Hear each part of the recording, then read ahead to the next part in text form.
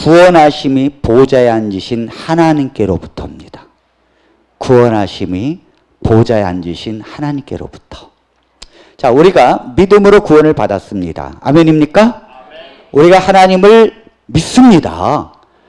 믿음으로 구원을 받은 하나님의 자연주의로 믿습니다. 그런데 우리가 예수 그리스도를 믿었기 때문에 구원을 받은 건 아니에요.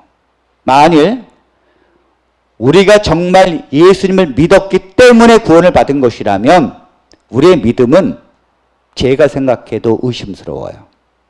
우리의 믿음은 갈대거든요. 우리는 하나님을 믿는 것 같지만 연약하거든요. 어쩌면 우리의 믿음이 십자가에서 다 부인할 수도 있어요. 베드로의 믿음이 우리보다 얼마나 더 강했나요? 주는 그리스도를 살아계신 하나님의 아들입니다. 그건 아버지 하나님이 너에게 알려준 것이다. 베드로의 믿음은 컸지만은 십자가를 향하는 길에 베드로는 무너졌습니다. 일제시대 때 성경을 믿고 하나님을 믿는 자는 이쪽으로 서라. 그리고 하나님을 믿지 않고 성경을 믿지 않는 자는 이쪽으로 서라. 그런데 그 교회의 성도들을 다 나오게 하고 일제시대 때 하나님을 믿고 성경을 믿는 자는 이쪽으로 걸어가야 되는데 그 걸어가는 길이 못이 판자에 다 거꾸로 박혀 있는 그 위로 맨발로 가라는 거예요. 여기에 간 사람은 오직 한 사람, 주기철 목사입니다. 주기철 목사님은 그 사람들이 보는 앞에서 성도들은 다 예수를 부인하고 성경을 부인하는 반대편에 섰지만 주기철 목사님은 신발을 벗고 주님의 그 성경을 감싸고 피가 나면서 못 위로 걸었어요. 이것이 기독교의 핵을 근 거예요. 그렇다면 우리 모두는 다 주기철 목사님처럼 돼야 합니까? 그래야 구원을 받습니까? 그렇다면 이 세상에 구원받을 사람이 정말 부족할 거예요. 주기철 목사님의 그 믿음은 대단한 것이고 그건 우리의 본보김에 틀림없습니다. 그러나 주기철 목사님의 그 믿음이 그것 때문에 구원을 받은 건 아니에요. 구원은 하나님의 은혜로 받는 것입니다. 하나님의 은혜로. 자, 찾지 않겠습니다. 제가 읽을게요. 우리 낭독자가 읽겠습니다. 에베소서 2장 8절입니다. 너희는 그 은혜에 의하여 믿음으로 말미암아 구원을 받았으니 이것은 너희에게서 난 것이 아니요 하나님의 선물이라. 우리가 믿음으로 말미암아 구원을 받았는데 그 전에 너희는 그 은혜 때문에 믿음으로 말미암아 구원을 얻었나니 이것은 너희에게서 난 것이 아니요 하나님의 선물이라. 구원은요 우리가 믿어서 얻는 것이라면 선물이 아니에요. 믿음 갖는 것도 얼마나 어렵습니까? 믿음 갖는 게 쉬운 게 아니에요. 그런데 내가 그 하나님을 믿었기 때문에 구원을 얻는 거라면 대가죠. 대가. 그러나 왜 구원이 선물이라 그럽니까? 왜 구원의 전에 너희가 은혜 때문에 믿음으로 구원을 얻었다 그럽니까? 믿음을 얻는 것도 하나님의 은혜입니다. 우리가 믿음을 갖는 것도 하나님의 은혜에 의해서예요. 하나님께서 그 은혜를 줬기 때문에 주님을 믿는 거예요. 여러분들은 옆집의 사람도 안 믿으면서 어떻게 2000년 전에 이 땅에 오신 예수 그리스도를 믿습니까? 여러분들이 이 땅에 수많은 사기를 당하고 아무도 안 믿어요. 그런데 왜 여러분들은 옆에 있는 사람도 안 믿으면서 2000년 전에 이 땅에 오신 그리스도를 믿습니까? 그것은 하나님의 은혜입니다. 우리가 하나님을 믿을 수밖에 없는 것은 우리의 믿음이 좋아서가 아니라 그분이 신실하기 때문이에요. 그분의 신실하심이 구원의 기초라고요. 왜? 이스라엘 백성들을 하나님께서 애굽에서 출애굽시킵니까? 종살이를 몇백 년 하고 있는 이스라엘 백성들을 왜 하나님께서 애굽에서 출애굽을 시킵니까? 이스라엘 백성들이 노예로 사는 것이 정말 불쌍해서요? 아니라니까요. 그러면 이스라엘 백성들이 우리를 구원해 달라고 외치기 때문에요? 아니라니까요. 그럼 외치지 않으면 하나님은 영원히 이스라엘 백성들을 노예로 살게 할 것입니까? 하나님의 불쌍히 여겼기 때문에? 그럼 지금까지는 하나님이 몇백 년 동안 불쌍히 여기지 않았다는 말입니까? 아니라니까요. 하나님께서 이스라엘 백성들을 구원해 내신 것은 하나님이 아브라함에게 약속했기 때문이에요. 하나님은 신실한 분이세요.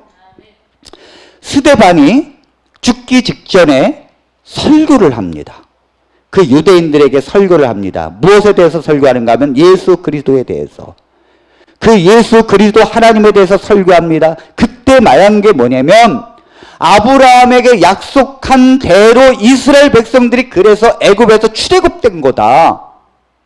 아브라함에게 내가 네 자손이 별과 많아질 것이고 네 자손의 후손이 약속한 땅에서 살 것이다. 그 약속을 지키기 위하여 이스라엘 백성들을 애굽에 놓지 않고 출애굽으로 가나안으로 인도한다는 거예요.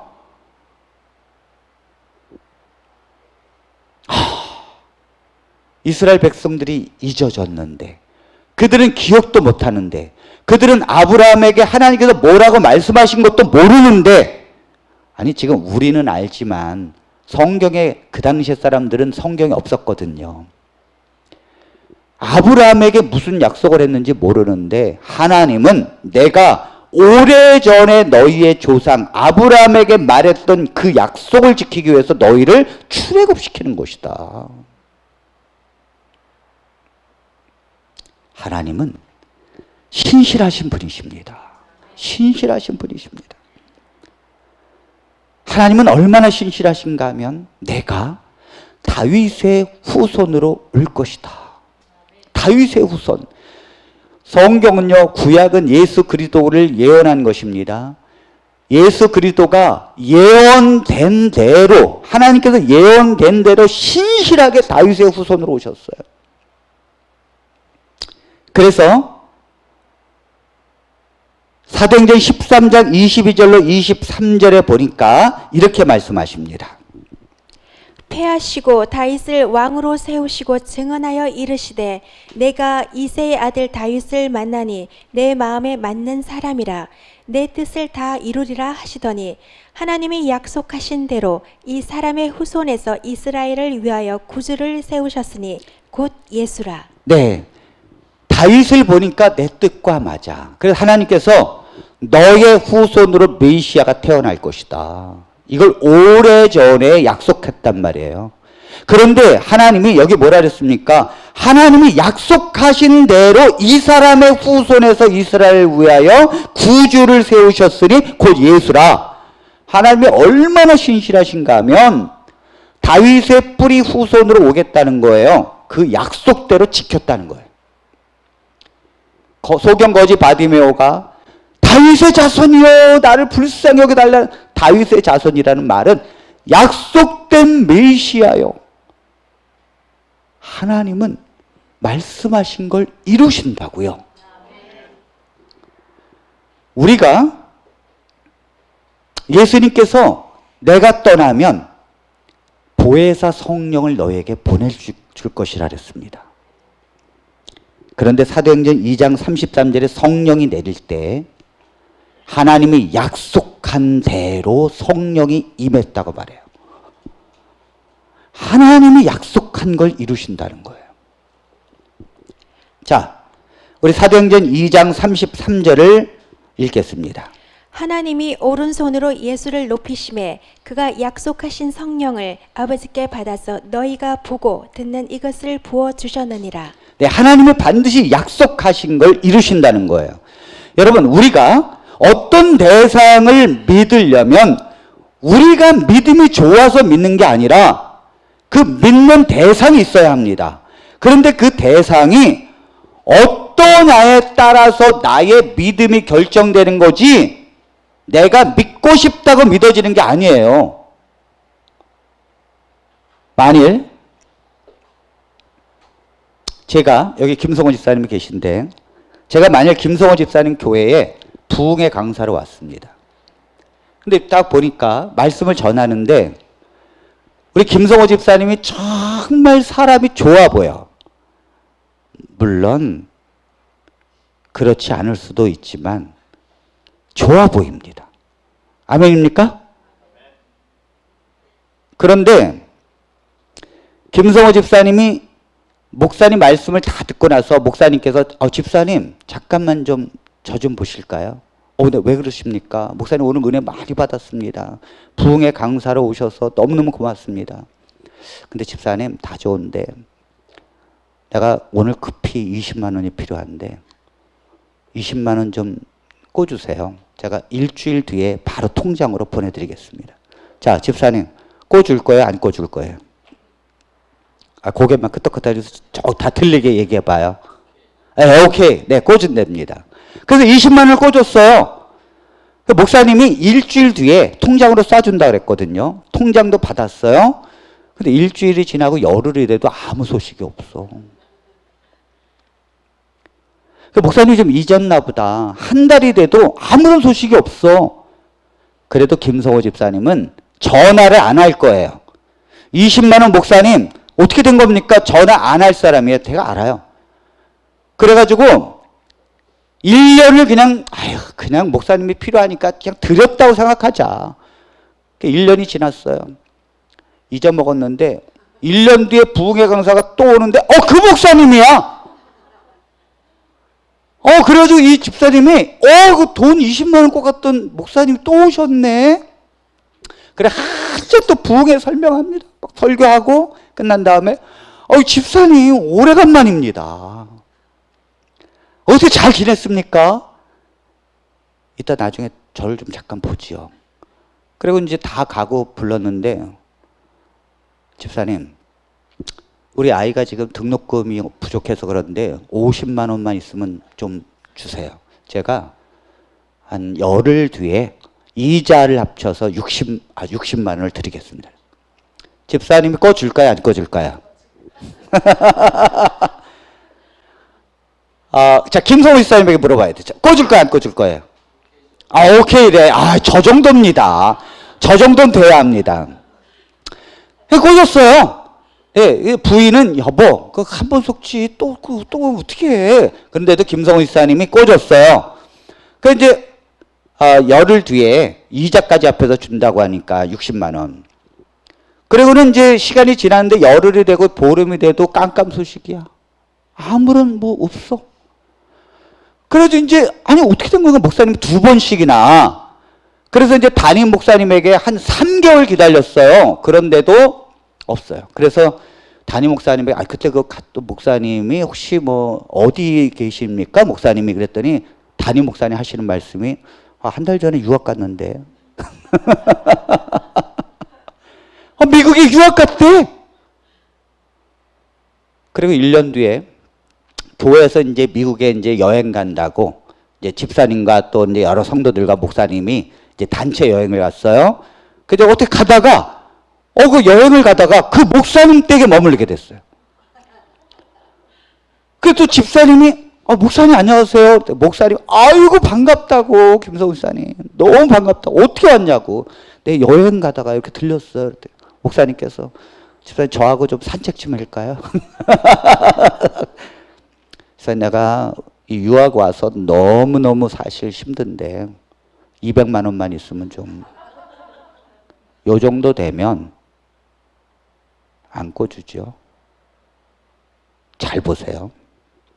김성호 집사님의 마음은 목사님이니까 믿고 싶어요. 믿어야지 하고 싶다고요. 그러나 김성호 집사님의 믿음은요, 김성호 집사님이 결정하는 게 아니라니까요.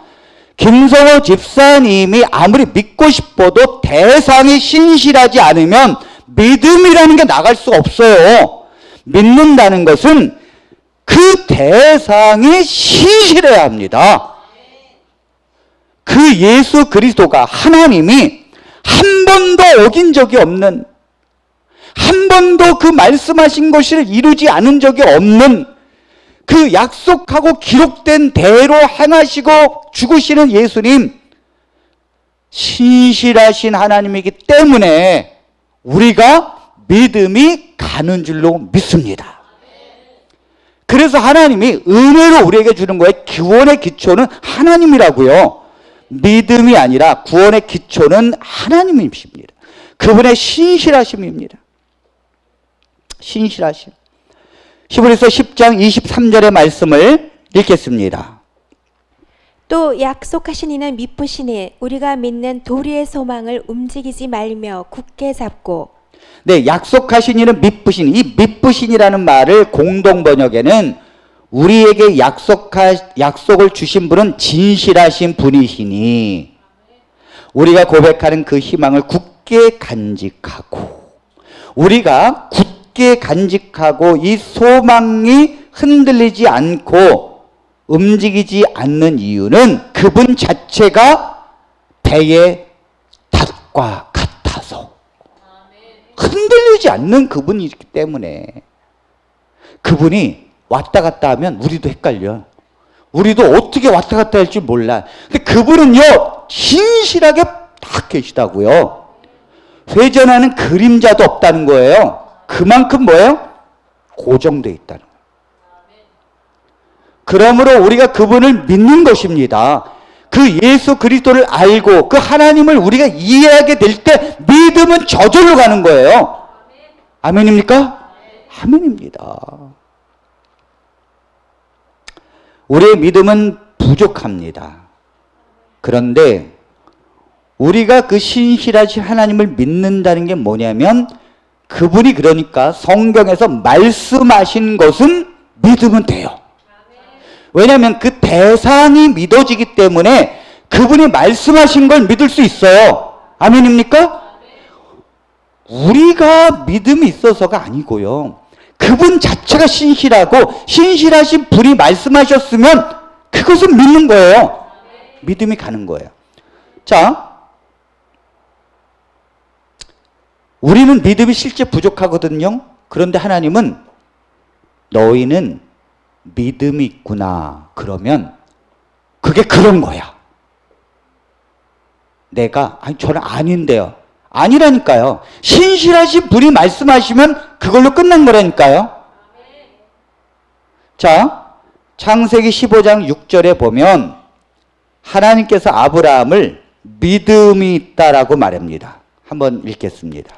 아브라함이 여호와를 믿으니 여호와께서 이를 그의 의로 여기시고. 아브라함이 여호와를 믿으니 어떤 여호와를 믿었는가 하면 하나님께서 너의 자손은 저 별과 같이 많을 것이다.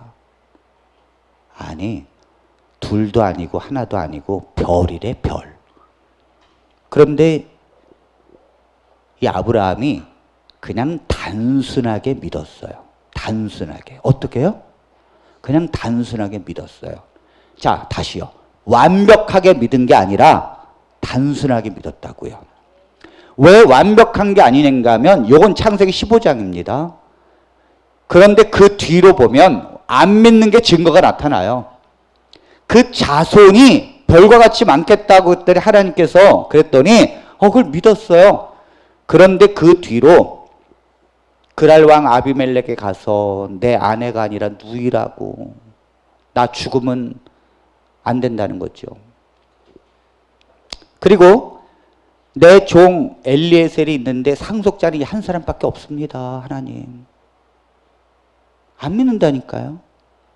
그리고 내 아내가 너무 나이가 늙어서 안 돼요. 그래서 종 하가를 통해서 낳아야 합니다.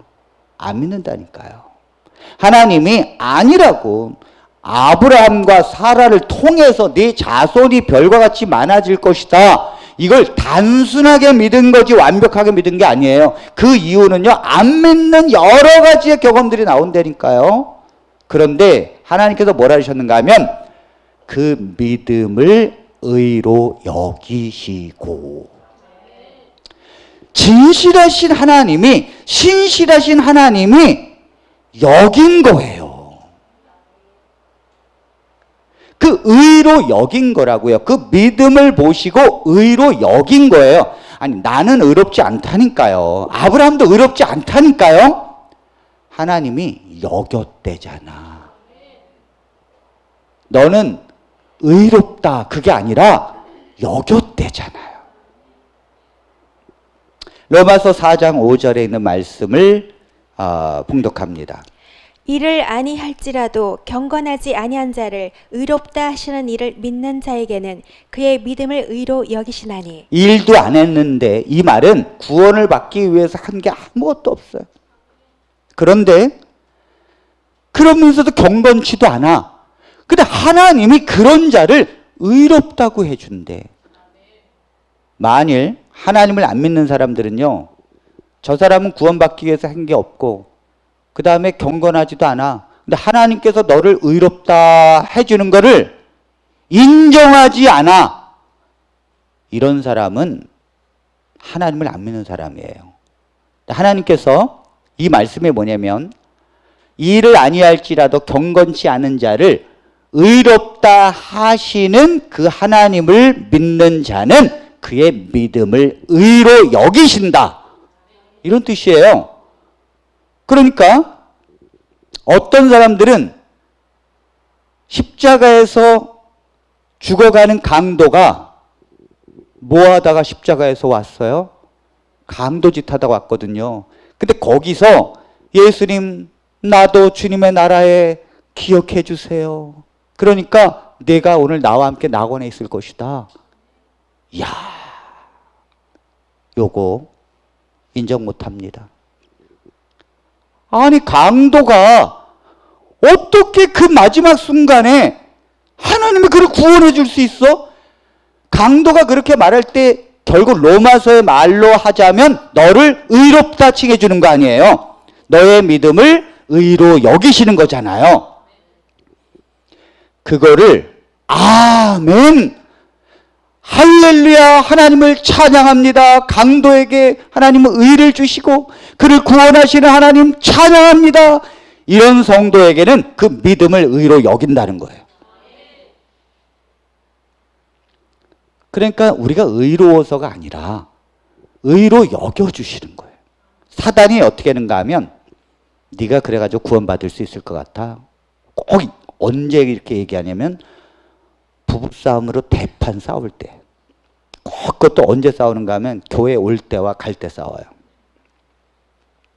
그래서 교회 가까이 살아야 돼. 오는 시간이 길면 안 됩니다. 싸워요. 싸운다니까요. 그거 어떻게 알아요, 목사님? 제가 해봤거든요. 네. 교회하고 좀 멀잖아요. 그러면 이제 그때부터 이제 왜 이렇게 차가 막혀? 그러면서 설교 시간에 가까이 오고 당신이 서둘렀어야 되는데 그래가지고 늦었다 그러면서 막 하면요, 막 대판 싸워요. 야, 그리고 또 설교를 어떻게 했는지 몰라. 그리고 돌아갈 때 또 아직 덜 싸웠잖아 아까. 왜냐면 이제 싸우다가 안 끝났잖아요. 교회를 다 와가지고 아직 안 끝났거든요. 그럼 또 2부 해야 돼. 그러니까 당신이 일찍 오라 그랬잖아. 요때 집에 들어가서 가만히 생각해 보면 야, 얘 이래가지고 구원을 받겠나 내가. 이게 사단이 틈타는 거라니까요. 하나님은 아니라는 거예요. 아멘입니까? 그런 것으로 구원받는 게 아니에요. 그러니까 구원은 내가 믿어서가 아니라 구원은 전적으로 하나님으로부터 옵니다. 구원은 하나님의 보좌에서부터 오는 거예요. 왜냐하면 하나님의 보좌에서 우리가 창조되기도 전에 하나님의 새 하나님이 우리의 구원을 계획해 놓으셨습니다. 만일 우리가 타락하고 우리가 죄 가운데 거하게 되면 예수 그리스도가 이 땅에 오셔서 우리의 죄값을 속죄하시고 그를 믿는 자는 구원을 주고 모든 사람이 구원에 이르도록 하나님은 모든 것을 계획해 놓으셨어요. 그 계획해 놓으신 것을 이 땅에 오셔서 실행하신 분이 그리스도입니다. 그 예수 그리스도가 그것을 실제로 이루신 거예요. 속죄를 이루신 거예요. 그러면 그 속죄를 이뤘다고 우리가 다 구원받는가요? 아니요. 그걸 받아들여야 돼. 믿고 받아들여야 돼. 강팍한 우리의 마음은 그것을 안 받아들인다고요. 성령이 우리 안에 오셔서 그리스도의 십자가를 받아들일 수 있도록 우리의 마음의 문을 여십니다.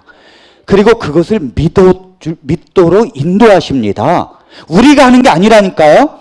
성령이 아니면 예수를 주로 시인할 수 없느니라. 예수님이 아니면, 하나님이 아니면 안 된다고요. 인간은 근본적으로 의심하고 죄의 속성이 있기 때문에 불신하는 거예요. 그렇기 때문에 예수 그리스도께서 우리의 죄를 속죄하시고 성령 하나님께서 우리를 예수 그리스도를 향할 수 있도록 우리의 심령을 인도하시고, 그래서 우리를 완전한 구원으로 인도하시고 하나님의 심판대에서 하나님의 백성으로 낙인을 찍는 분은 아버지 하나님이십니다. 이 하나님 때문에 우리가 구원을 이루는 거예요. 하나님 때문에 구원하심이 보좌에서부터 시작된 것이고 보좌에서 완성되는 거예요. 보좌에 앉으신 그 하나님 앞에 우리가 다 구원을 받아서 그 하나님 앞에 섰습니다. 그런데 뭐라고 말할까요? 적어도 이렇게 말할 수 있는 사람은 아무도 없어요. 이렇게 말하는 사람은 없다고요. 구원받은 백성 중에. 하나님, 저는 이 세상에서 믿음을 갖고 있었습니다. 저는 세상이 저 타락하고 있을 때 나는 믿음을 향해서 믿음으로 살았습니다. 나는 믿음으로 끝까지 지켰습니다. 그러므로 내 삶을 보십시오. 내 뒤안길의 삶을 보십시오. 내가 얼마나 믿음으로 주님 앞에 섰는지, 이렇게 말할 수 있는 사람은 아무도 없다니까요. 그렇게 말하는 사람도 없다니까요. 그 앞에서 모든 사람은 다 하나님, 저는 죄인입니다. 하나님, 저는 경건하지 않았습니다. 하나님, 전 죄 가운데 살았다고요. 하나님, 저는 주의 은혜로 그리스도를 알게 됐고 그리스도께서 내 죄를 다 속죄하신 것을 내가 단순히 믿었습니다. 구원은 하나님께로부터입니다. 나의 믿음은 연약하고 나의 믿음은 부족합니다. 구원은 주님이 시작하신 것이고 주님이 이루신 것이고 성령이 아니면 나는 그리스도를 알지 못했습니다.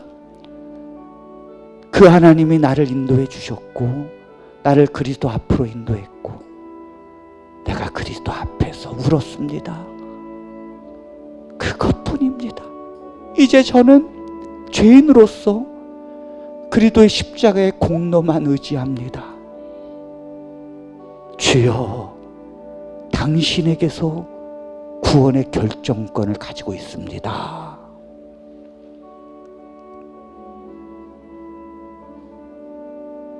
그때 하나님께서